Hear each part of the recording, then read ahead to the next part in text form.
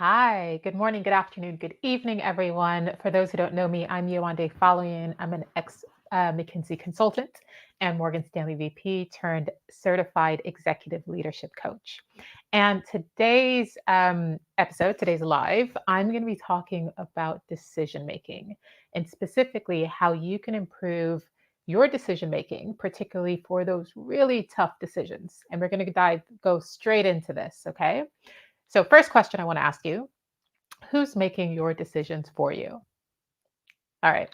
I know that might sound like a little bit of a strange question, right? Maybe on the surface, but it's a really important question because decision making is obviously pretty critical to leadership, right? And what I call limitless leaders, so those inspiring, the most inspiring and effective leaders are highly effective in decision making. It's kind of part and parcel of the job. So I ask you again, who is making your decisions for you? My question maybe got you thinking about a recent decision that you've made, right? Maybe considering what was within your control versus what was outside of your control, right? Which would make sense. If you are making a decision, but there are lots of other stakeholders who are involved, you may feel like there's certain things within your control, certain things outside of your control, and therefore that might get you thinking about who's actually making the decisions. Or you may have started thinking about what you wanted to do versus what others wanted to do, right? Who's influencing what decisions? How do your decisions align in terms of where you want to move forward in? How do they differ? And then maybe even ultimately then thinking about who has the ultimate decision or veto rights. So if you are in a company and you're thinking, well, regardless of what decision I make, my boss or my boss's boss kind of has the ultimate, vote, then you may also think, well, I'm not quite sure whether or not I'm making those decisions, right? It would completely make sense because often when we think about decision making, we think about external factors, right? Whether it's who else is involved in the decision, what criterias are going into figuring out the best way to make the decision, or even what your thinking is externally based on your experience, your background, or things that have come up before. And again, it makes complete sense because that's the way that we've been taught how to make decisions. Often you'll think, well, I'm going to identify the decision that needs to be made, right? You and other people involved gather the information, you consider the consequences of different routes, and then you and or someone else makes the decision.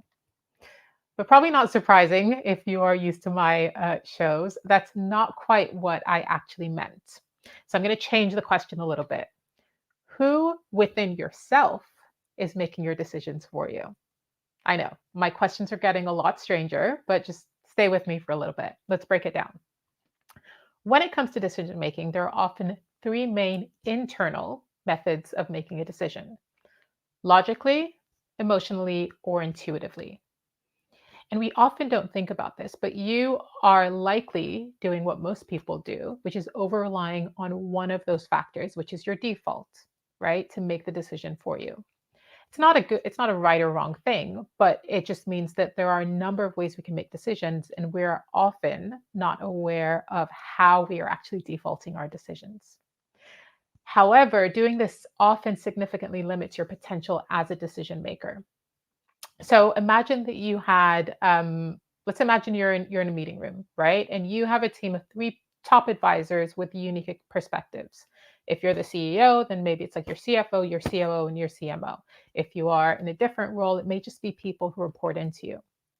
Would you ever consistently divert all your decisions to just one person? I suspect the answer is no. So why do we do this with decision making, right? Again, it's because we're doing it by default. It's natural. Most people do this. We often have a default way of doing things, including when it comes to decision making, and it's really based on your unique background and your experience, right? Just like my default would be based on my unique background and my experience. And because you aren't conscious of it nor aware of how to shift, right? Then it becomes a fixed way of doing things. And no wonder you're staying in your default. But here's the thing that comes with awareness: you don't have to. And you probably don't necessarily want to either. Again, remember the meeting with like three people in the room. You wouldn't every single time probably default your decision to one person, no matter how great they are. Yet this is what we do, and this is what you're probably doing when it comes to making your decisions. particularly if your main goal is to be an effective, efficient decision-making leader. And when I talk about leadership, this is in all situations in your life.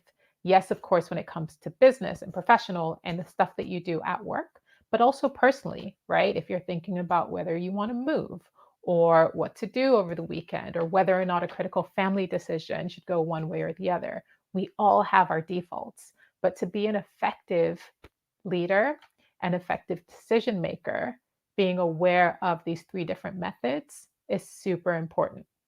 So instead of defaulting, right, and sub unconsciously continuing on with your default, whether it's logical decision making, emotional decision making, or intuitive decision making, why not reframe your thinking to align with the limitless leaders, right? So instead of defaulting to something like decision making is all about mental prowess, right? And is really just about focusing on analysis and logic. Maybe you might choose to think of it differently, right? Choose to leverage the joint power of the three parts of you to make a more effective decision by recognizing that to make the best decision as a leader, I am most effective when I use what I call my inner A team of logic, emotions, and intuition. And when I consciously work to align my head, my heart, and my gut, I know that I'm making the best decision possible. All right, main takeaways. You're not just logical, you're not just emotional, you're not just intuitive, right? And you have all of those within you. As human beings, every single one of us has that. You are all three, and probably some more. By choosing to not just rely on one part of you, but instead to learn how to use your inner A team of head, heart, and gut in making decisions, you're not only setting yourself up for success in terms of your decision making, but more broadly to be what I call or like to call a limitless leader. All right.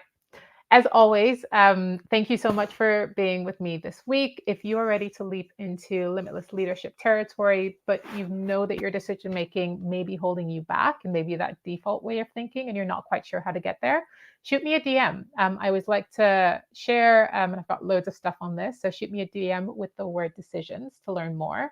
And I look forward to hearing from you. So have an amazing rest of your day. Stay healthy, stay safe, stay energized. And I'll see you next week, same time, same